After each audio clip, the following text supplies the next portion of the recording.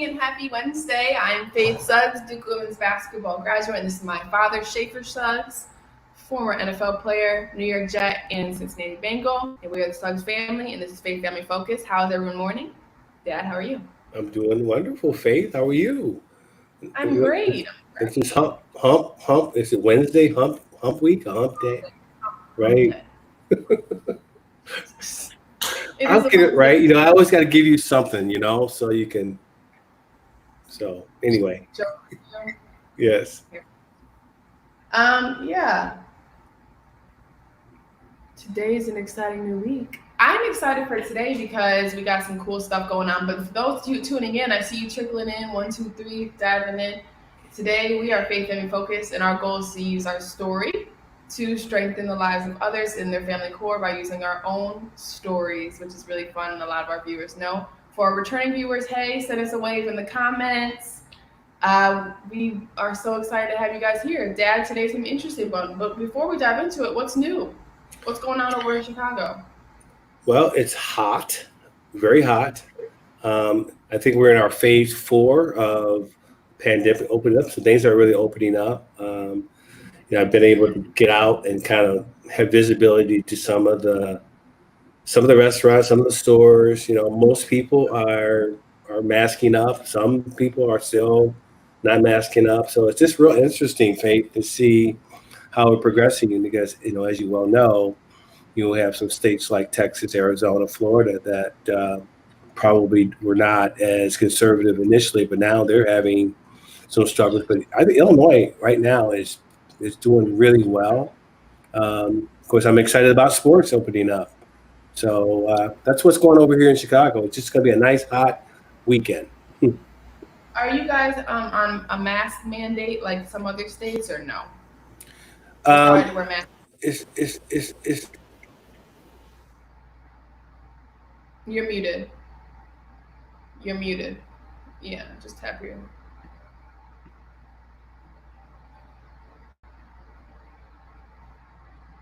Well, while he figures that out, we have an exciting show today. We're going to dive into some awesome stuff, but we have a cool guest who is going to join us today who has been in the show before. So we're returning and welcoming back somebody who's part of the F3 family, Pepper Burris.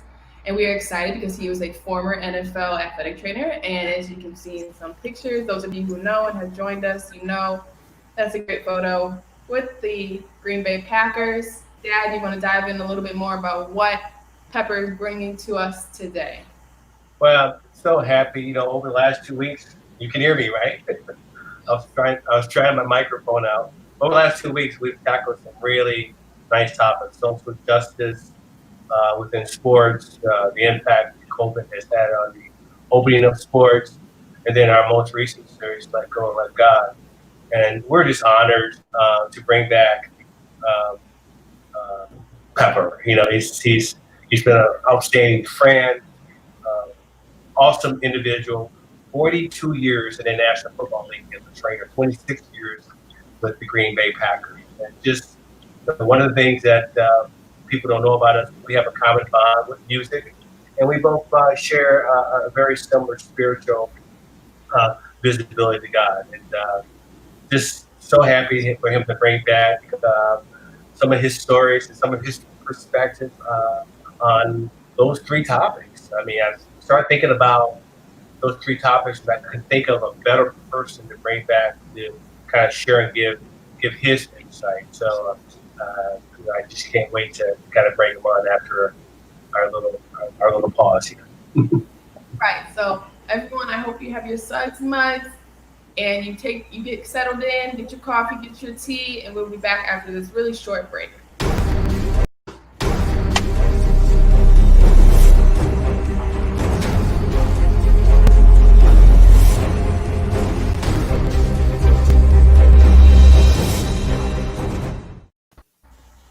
Good morning.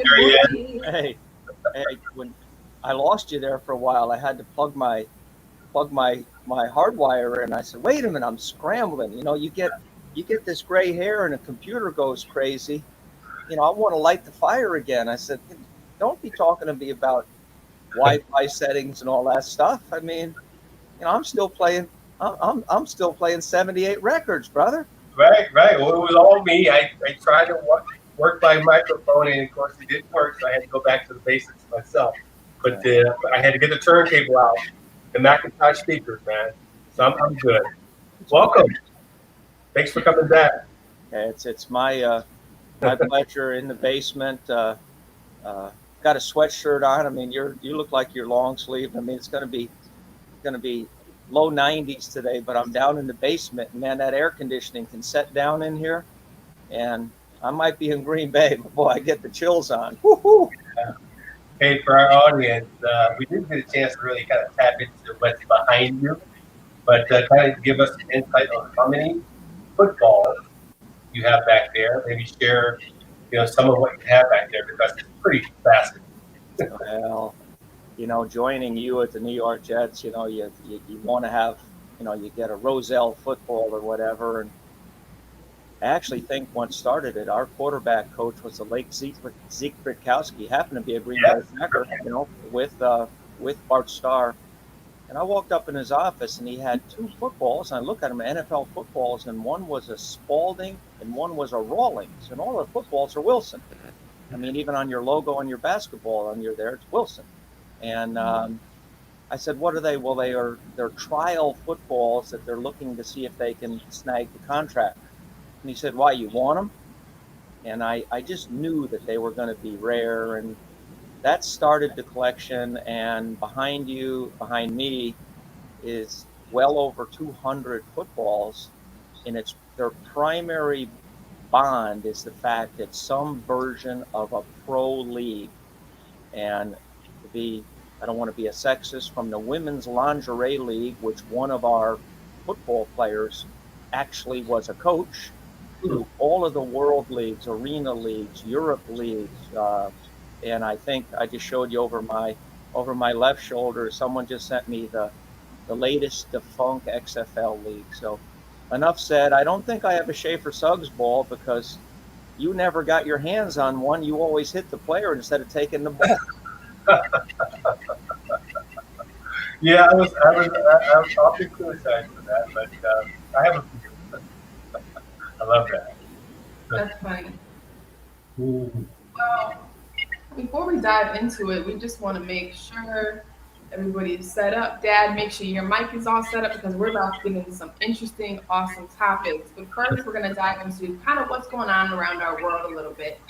We touched on a lot of like the social justice stuff that's going around sports, but each day I feel like it's a new thing.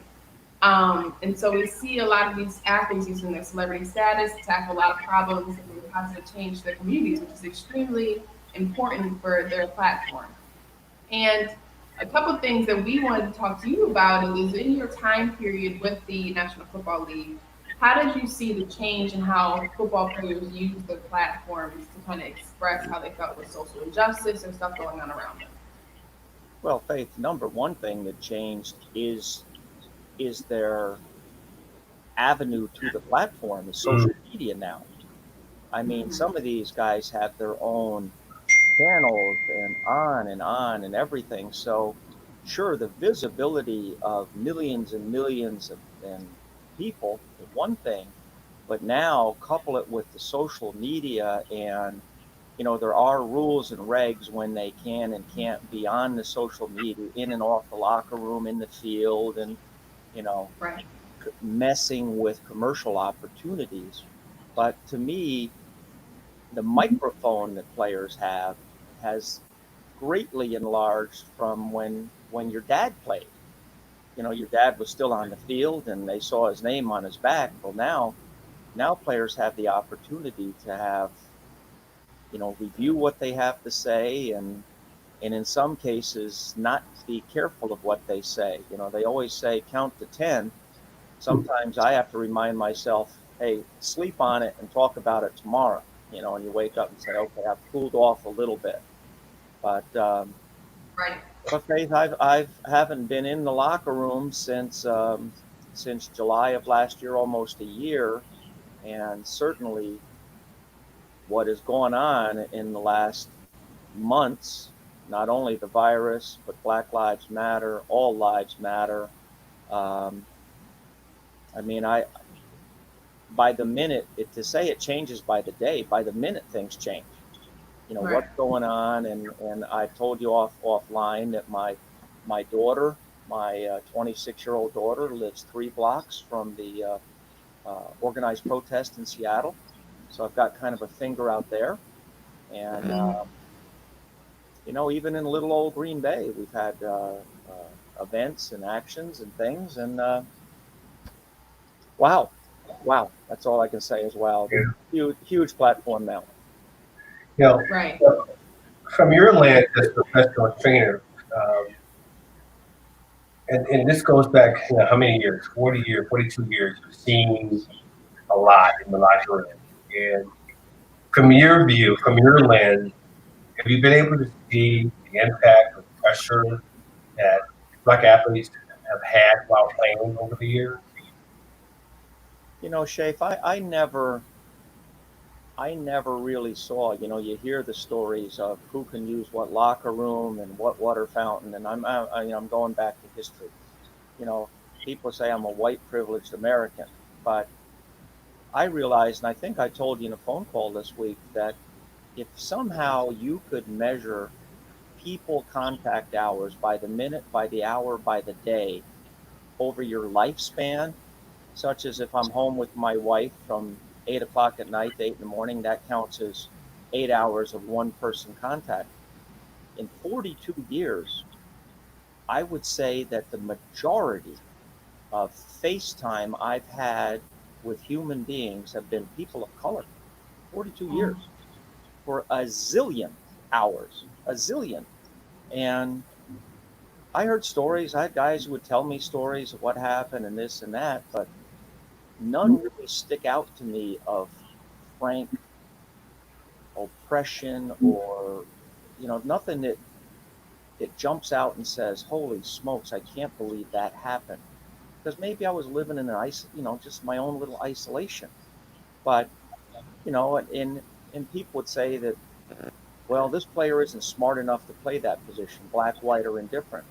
And, I never looked at that as being color related. You know how fast that game moves.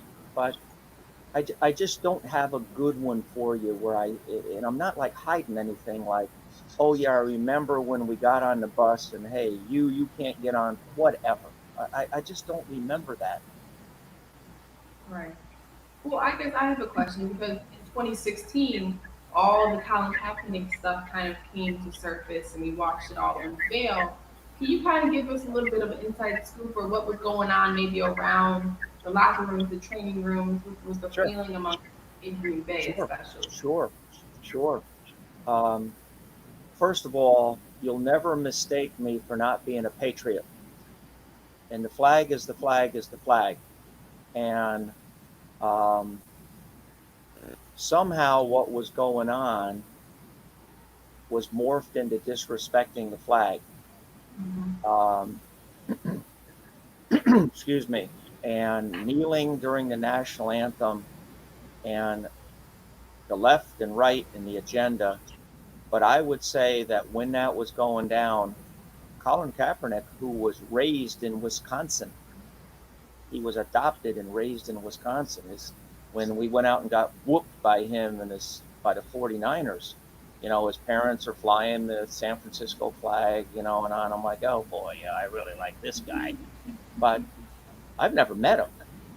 But the fact of the matter is he took the stance, and now it's as you see, there's apologies and on and on and on. But I will tell you that I never knelt. I chose to stand back behind the players. We had some that knelt, some that sat. We had players, the entire team, linked arms, coaches. I just decided that during the national anthem, I was standing back, my right hand on my heart, my hat off, and that was that. But I didn't note that, oh, this guy's standing, oh, look at this turd, whatever. I mean, white guys, black guys. But we also had Martavius Bennett, Bennett's brother from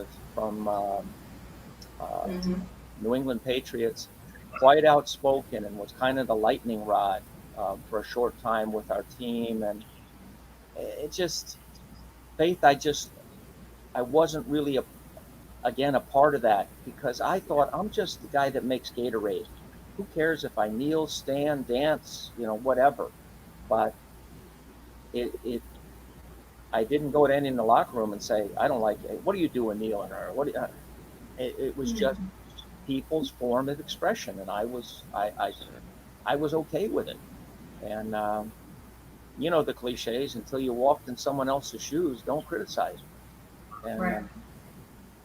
there you have it. But I wish I had some great examples of things. But me personally, when that was going down 2 years ago, I've taken so many military trips I never served and on, and anybody in uniform, cops, firemen, military, when your uniform identifies you as someone, I guess, as your skin color identifies you, and you're discriminated or yelled against because you have an identifiable either clothing or skin color, we got a problem there in all aspects.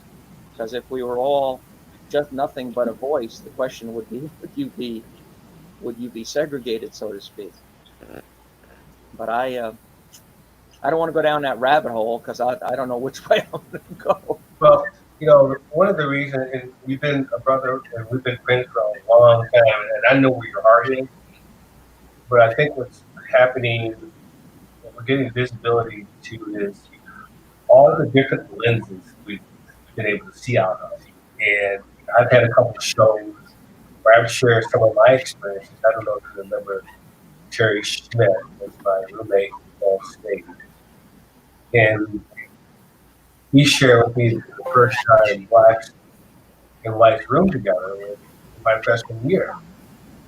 And he was blown away that I remember them coming to me and asking him, was it okay to room with a black guy? But they never asked us. So, you know, what is happening over the last 2 months is really wonderful because it's allowing people to get visibility. For me personally, professionally, um, Faith talks about the microaggressions that we experience. She experienced some, I experienced some, I do. And just kind of bringing a level of awareness. Again, it was that movie Black Like Me with, I can't remember who he was, but it's just allowing to get good visibility, a good lens to a different perspective. And these are the kind of dialogues, very healthy dialogues with people of faith that are only going to make it better. Well, Shape, I wish we spent more time together, and I had my confidants in the locker room, whether it be the late Reggie White, who had great perspective and as both a minister and a player and a black man. And I think about our longtime long snapper on the team, Rob Davis. And you'd go down and say, Donald Driver, friends of mine that men of color, and I would sit and say, give me some perspective on A, B, or C. And I'm missing that now. I don't have that. You and I have talked more about that now. I talk to my pastor about, he sends me links, and TG, what, Gates, that's a famous black pastor. I mean, I want to listen to people with their perspective because I maintain an awful lot of life, and we used to grade on the curve. You say a bell-shaped curve. There's a lot of stuff to the left, and then it swoops on up as the bell and back down. Is that right now we've got to look at these events as a bell-shaped curve. A lot of this stuff going on in the far left is crazy, on the far right is crazy, but the narrative, the big thing that's going down is I agree with you, but man, some of the fringe stuff, protests are, man, Shafe, you and I lived through the protest. The hippie years and the Vietnam protest and Woodstock and whatever. I mean, this isn't invented, and as a kid, I watched Martin Luther King's protest and didn't quite understand all of that. But right now, day to day, I'm confused. What's really, where's the meat? You sit back and you look, and there's violence and tearing down and narrative. I just like, I'm waiting for it to center back up, and who's the real voice of this? That I'm glad you're bringing it, but you're not looking at me to have great answers, my friends. Right. No, I appreciate it. Faith, what kind of perspective do you have on that? Well, I think that this all in this time period, we touched on a little bit about why athletes have such a strong platform and you've seen the change throughout your careers because of social media and the media in general. And I think that the media right now is the leader in what's going on around our country. I mean, we have many different news outlets that have many different perspectives.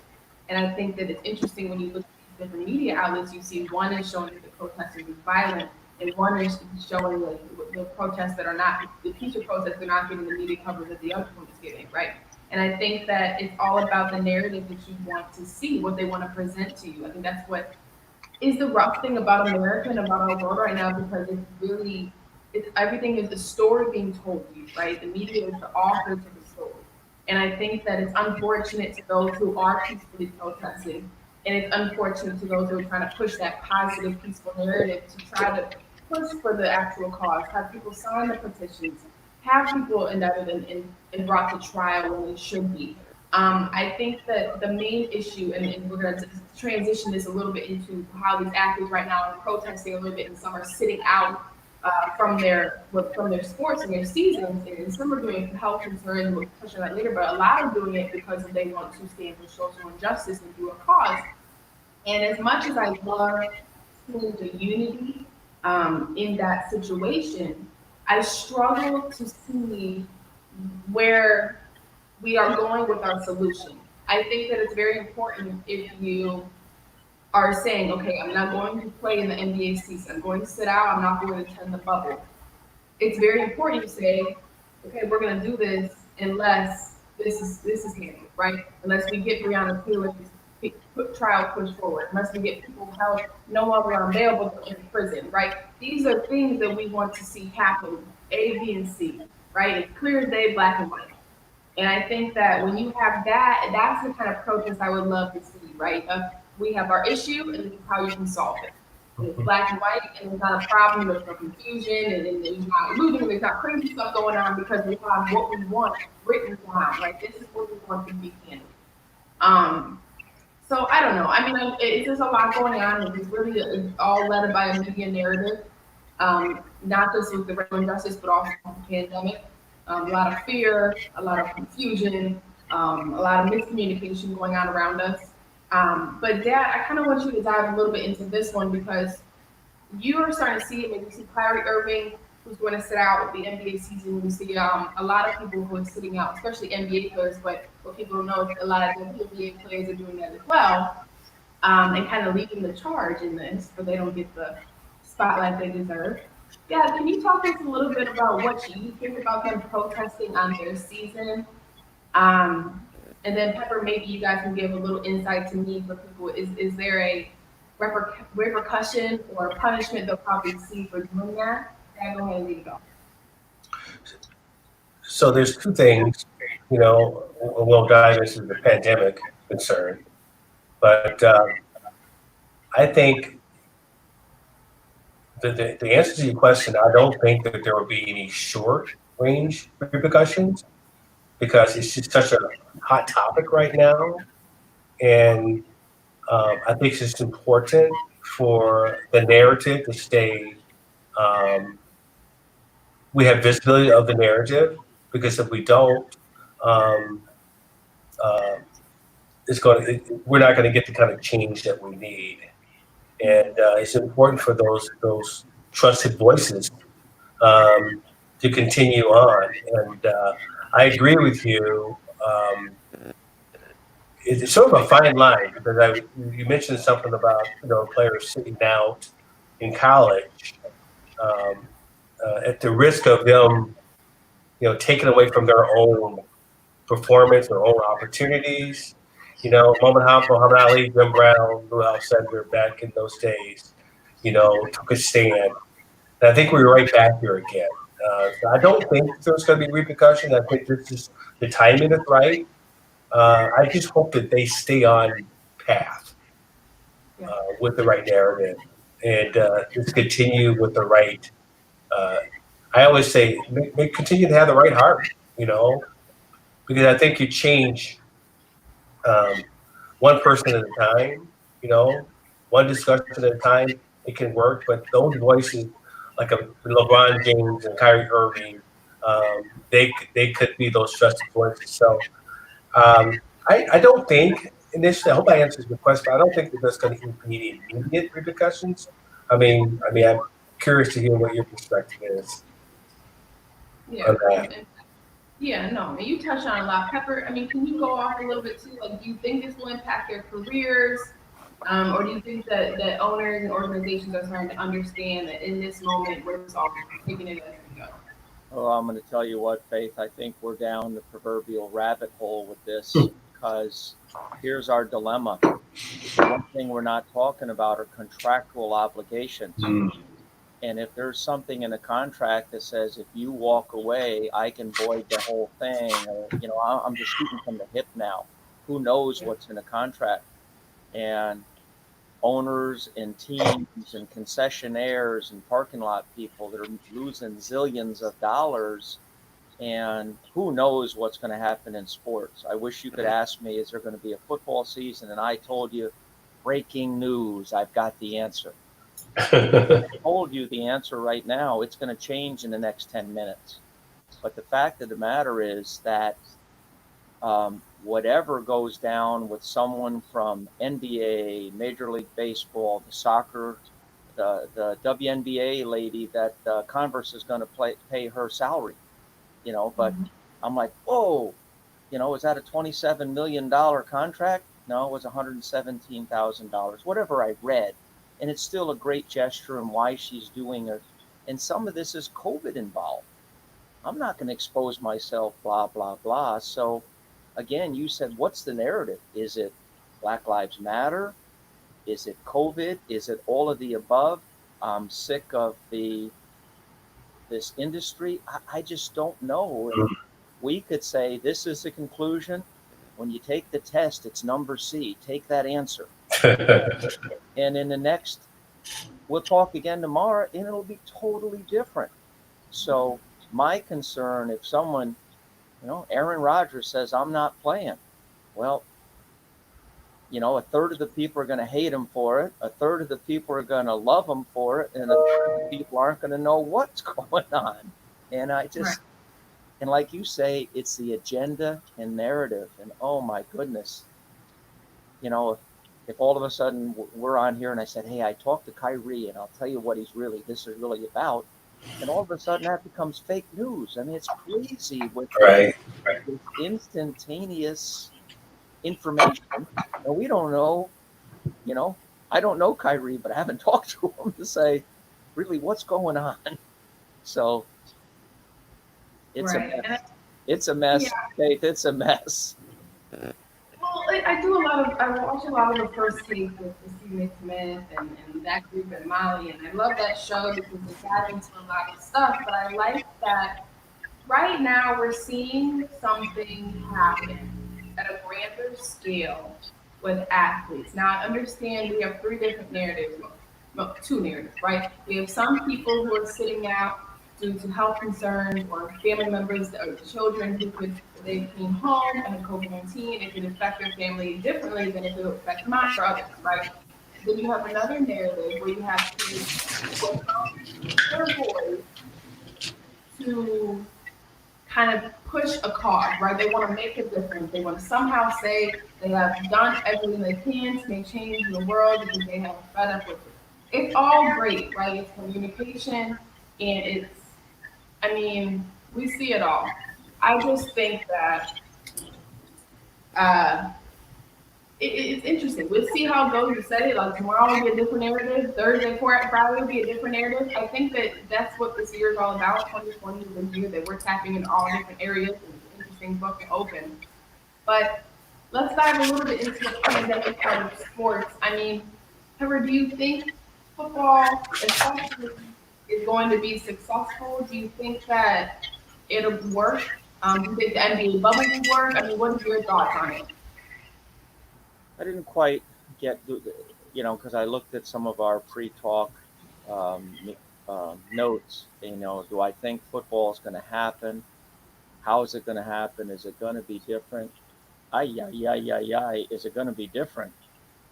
It's either not going to happen, or, I mean, right now, I bet you we can open up Sports Talk and find out what other teams have said you could forego your season tickets, put them toward next year, and maybe what they're going to do is refund stadiums and then resell COVID seats every 6 feet apart or some crazy. Faith, I have no idea, but it is the understatement of the day. Will it be different? It's either going to be way far left, it ain't happening, or way far right, like nothing did happen. But it's going to be something in the middle. I mean, I still don't get the bubble, what a bubble is, Shafer and I called the bubble the dome. We played in the Astrodome. It was the dome. And there weren't many of them back when Shafer played. But I think I really wish golly, there's, and I'm a sports person. I mean, from obviously 42 years, but I can't keep up with what soccer say and golf say and NASCAR say and baseball say and basketball say and football say, and it's not, they're all different. It's not a unified world. I have no crazy idea what's going to happen. And once again, as I told you a few minutes ago, breaking news, Pepper's got the answer. Right. And in 5 minutes, nope, they changed that. I keep copping out on you.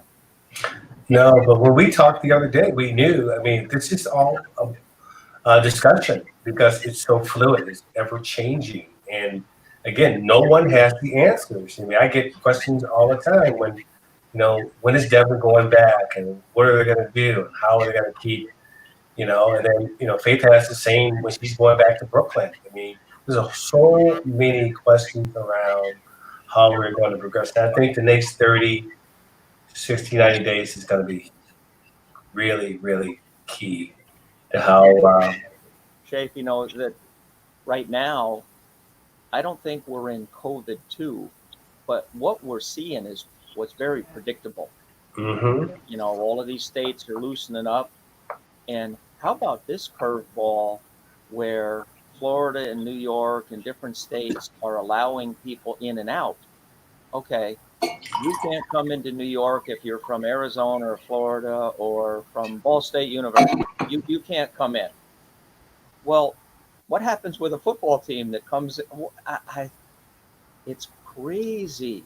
And whether or not kids go back to college, my wife teaches at a college, is that it's one thing to have safety in a college setting, in a room, in a lecture hall, distancing, rules, masks. But when you get thousands and thousands of students back on campus, and the social aspect, hey, let's meet at the ABC for a picnic, a drink, or what. We still have this COVID thing wound into these protests, into gatherings, and I think we're seeing the uptick. Wisconsin, I think, had their second biggest positive day in months. I mean, I want to pull it's not much hair, but I want to pull it out saying, if I go out and wear a mask, I'm wearing a mask to protect you, not to protect me. I used to think I wore a mask to protect me, but you wear a mask to protect others. And if you choose to be, I'm going to use the word protester, and I'm not going to wear a mask, it's not that yeah, sure, it's your right, but you're also not protecting anybody else. It's a mess. It's a mess. And we've got, for the third time today, we got some rabbit holes. We don't know where we're going. Well, that's why we have discussion, I just wish more people were having this discussion because at least we care. I mean, I go out, and I was telling Faye, I go out to restaurants and you can see obviously people just don't care. I mean, for me, being of that age, I think I'm in pretty good shape, but I'm still taking baby steps. I'm crawling, walking, and running here, right? I still try to keep a small bubble amongst the people that hang out. I mean, Devin is not going to workouts where they're indoors right now, but they are indoor workouts right now. We're just not doing it. Yeah. So, Well, I mean, that's a great comment, Dad, because if we look at the pandemic in a whole, I think the perfect definition, when we look on this in the future, when they're teaching this to kids, is they're going to explain the pandemic is something that it only resonates to those who understand. I told Dad, I said, wearing a mask is like an IQ test. You can kind of tell who understands what's going on, what's understanding, and what the benefits are for wearing the mask, right? And when I see people with the mask, some people are protesting that they can't breathe with the mask. Um, they can die with the mask on. It's just a lot of things. And it's just like, guys, at this point, and it's going to bring me back my next question is the only way for us to get through it, because we're not going to beat it right now. We have no vaccine. We don't have, right now, the best thing you do is protect yourself. By protecting yourself, you're protecting others in some sort of way, right? And hope everybody's following the rules. But Pepper, I have a great question for you. Adam Silver made a comment, NBA commissioner, made a comment the other day that we can't run away from the virus, right? We can't keep postponing these events. We can't, at this point, because we don't have a vaccine, we don't have a solution to this issue, we just kind of got to get through it. What do you think about that? Oh, I feel you, Faith, because I'll tell you that I've talked to some doctors and some people, nurses and support staffs, that doctors have said, hey, we're all going to get it. The question is when. And it's kind of like the flu that, Shafer would always remember somebody comes into the locker room and says, oh, Doc, I got the flu. And they're throwing up. They send them home for the day. And the next day they're back and they're good. Well, was that the Budweiser flu or what kind of flu was it? But the fact of the matter is, any doctor, even back in the day, would say that wasn't the flu. You had a cold, you had whatever. Even the real flu, when it knocks you down and kills 60,000, 70,000, 90,000 people, we all just think that's a bump in the road. Well, this one's killing a lot more people. But Faith, the mask thing, Shafer and I kind of lived through this time too, when seatbelts weren't in all the cars. And then they made seatbelt laws. And people said, I'm not wearing a seatbelt. My car, I'm doing what I want to do. And when too many people were going through their windshield, we used to see cars being towed and there were two big dents in the windshield for people's heads.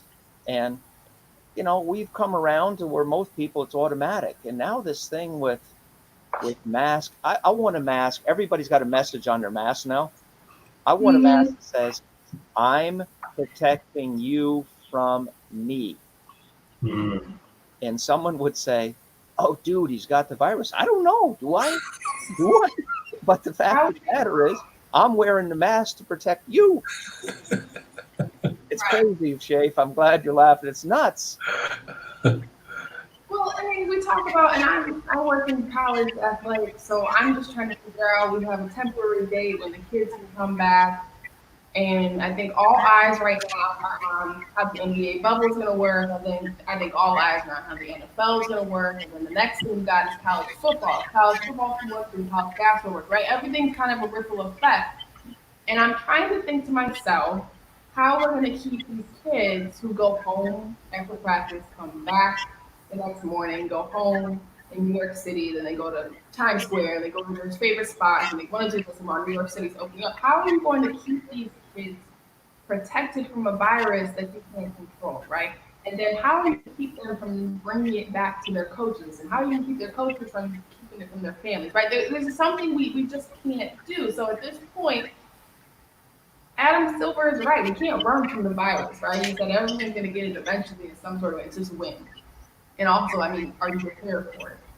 So that's interesting. But a little thing is I was watching the other day, and the MLB is talking about how they might stop the season sometimes and then start it again and stop it again. As an athlete, that means my knees hurt, my hips hurt, everything hurt listening to them talk about that because your body's constantly going into a restart mode. Do you see this kind of being an issue? Do you see it being something that the athletes and organizations are going to have to look towards in the future?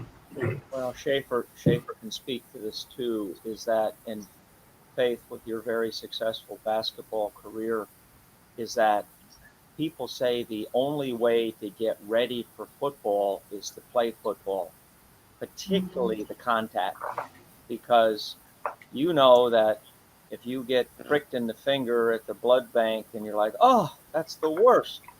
Well, I'm diabetic. I get pricked every day in the finger and I don't even think about it. So, I mean, I'm saying getting used to things and dealing with it. And I'm not so sure, particularly, basketball is a contact sport. We say dancing's a contact sport.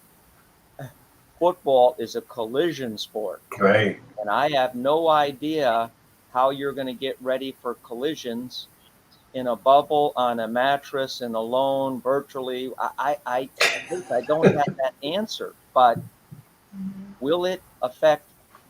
Do you think there'll be more injuries?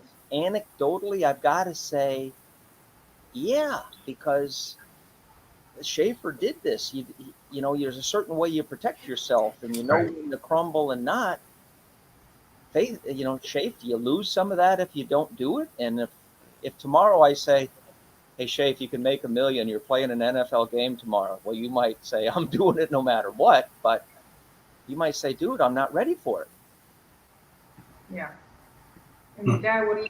Because I listened to this and I'm thinking about NFL. Well, the first thing we're going to see at the end of July is this bubble, right? We're going to see the NBA players kind of going back to their AAU roots, right? It's back to this many games a day. There's 6 games going on.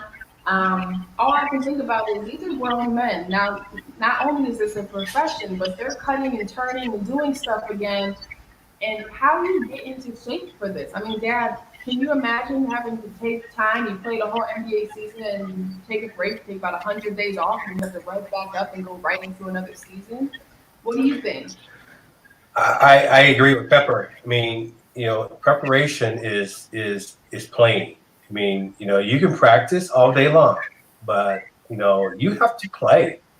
And I'm a little bit concerned about maybe some of the injuries because for me, I practice the way I play. A lot of guys don't practice the way they play, especially today because they're laid back. They don't want to get hurt. I mean, I watched we went back to the New York Jets camp last year, and Devin said, Dad, they're not even hitting, right? So it's a little different, but it'd be curious to see, um, how this unfolds. We can have this show next week, next Wednesday, the three of us, and we will have completely different dialogue because so much is going to change within a week. Yeah, and I also think though that, and it's funny that you said that. I think that the professional sports is changing a little bit. They're understanding that we're not going to hit because we're getting paid millions of dollars to use these knees and feet every day. So I think that maybe that changed a little bit as well, Dad. But let's last question about this. Pepper, you're in the bubble. You're a trainer. What is your mindset going into this? Well, what athletic trainers are charged with is the care and prevention of athletic injuries. I mean, just right out of the book. And so, um, sure, I've done with MRSA, the nasty bloodborne infections and things, and rarely. The long and short of it is now there's a whole another evil out there, and I'm not so sure. I don't have that in my toolkit. I don't have the spray, the mist that makes this all go away. So I still think that athletic trainers are going to be doing what they've always done, whether it's an ankle, a hamstring, hydration, et cetera, et cetera. But um, our national convention, which is, we have mandatory CEUs, continuing education hours, that everybody has to have. And it was to be in Atlanta, I believe, this week. And 10,000 athletic trainers gather from high schools to every league and around the world. People come in from around the world. But there's a whole new I can't imagine the talks that are going to be out there. How we do this, how you do that. And someone's going to say, how I manage the bubble. I said, wow, okay, tell me. I've never been in a bubble. We used to, people call certain practice facilities the bubble, the barn, whatever it is. But, I think about that movie, the kid in the bubble or whatever. I mean, do we each have our own bubble? I don't know what we've got. Is it a space mask thing like from, I don't get it. So, hey, let's talk offline next Wednesday and talk about what changed. Well, yeah, and it's a pretty nice bubble. I mean, they're at Disney World. They have 3 resorts that they're structured to for 3 months. I mean, no family in and out. They got video games. They got hair braiders. They got barbers. They got everything in this bubble. They have all access to Disney World and Animal Kingdom. I mean, the only thing is you can't leave. So it should be interesting to see how these young men survive a bubble for 3 months. Faith, let me be a smart aleck. We've had bubbles for the last 3 months. They're called hospitals and nursing homes. You can't get in, you can't get out, you can't visit. People die without their loved ones. My mother-in-law is in a nursing home. I haven't seen her in 3 months. And so I'm kind of saying, I feel you. That's what I can relate to as a bubble. But it's going to be interesting how basketball becomes a bubble, that when the husband calls and says, I got to see my baby. Can you bring no, can't, not allowed. Like, dude, I can't take this basketball anymore. I'm out. Where's my doggy? Where's my cat? Where's my baby? I want to hug mama. No, I'm out of the bubble. See ya. So those are the basketball players. Football players, we're not going to have those conversations. Yeah. You had your, hey, I need some new music. Somebody just came out with a new tape. I got to get out. Nope, you can't. That's right. No, it's interesting. But Dad, why don't you dive into a little bit about our last part? I know you guys spoke offline a little bit about this. Well, one of the reasons I wanted to bring Pepper back was the first 2 topics. But we spent a series on Let Go and Let God, and one connection that Pepper and I had is our spiritual base, and I wanted to get his perspective because I think at the end of the day, I think our last series, Let Go, Let God, Let Go, Let Faith, Let Go, Let Love, was a really good series because it just layered, what's really important. Pepper, I don't know if he remembers, but he led a lot of our prayer groups when we were playing for the Jets, and I know he continues to do. So I wanted to kind of get his perspective on what letting go and letting God means to him.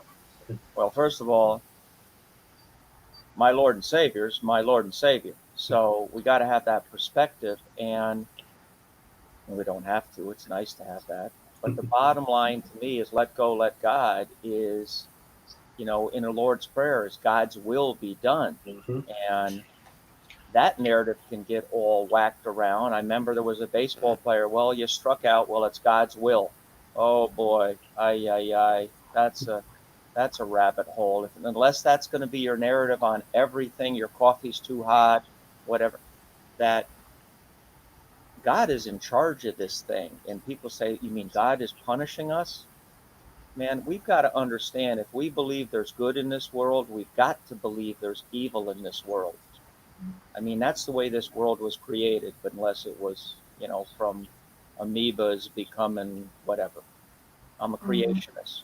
But the long and short of it is that we've got to say, even with Black Lives Matters, all of this stuff is, there's evil, there's the left, there's the right, and there's good. And my goodness gracious, if we can just rest our head on our Lord and Savior, and God is all over this world, reached by all different kind of phone lines, Allah, etc. And I get way in trouble. But the long and short of it is that if people live this life thinking that they've got their perfect pink rabbit's foot on a keychain, and when they rub it, it helps them make the Duke basketball team or the New York Jets, or me keep my 401k solid, tell you what, I need that rabbit's foot if it's that good. Holy smokes. Yeah. My toll-free number is 1-800-God. I love it. Help me wrap my arms around this craziness.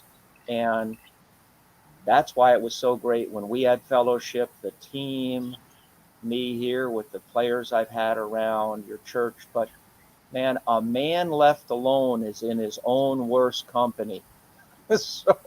So, and I mean that as a woman, you need some fellowship and for some perspective, because if you sit home and stew about this all along, you're going to go down the wrong rabbit hole. So I hear you, brother. I mean, let go, let God, but a lot of people are let go, let me break down this and do that and whatever. And like, oh, I'm not so sure God would want you to set Nordstrom on fire. I'm just not so sure that, I mean, my goodness, that God didn't want someone to put his knee on someone's throat and murder them. I mean, golly, there's evil in this world, and we need to recognize that.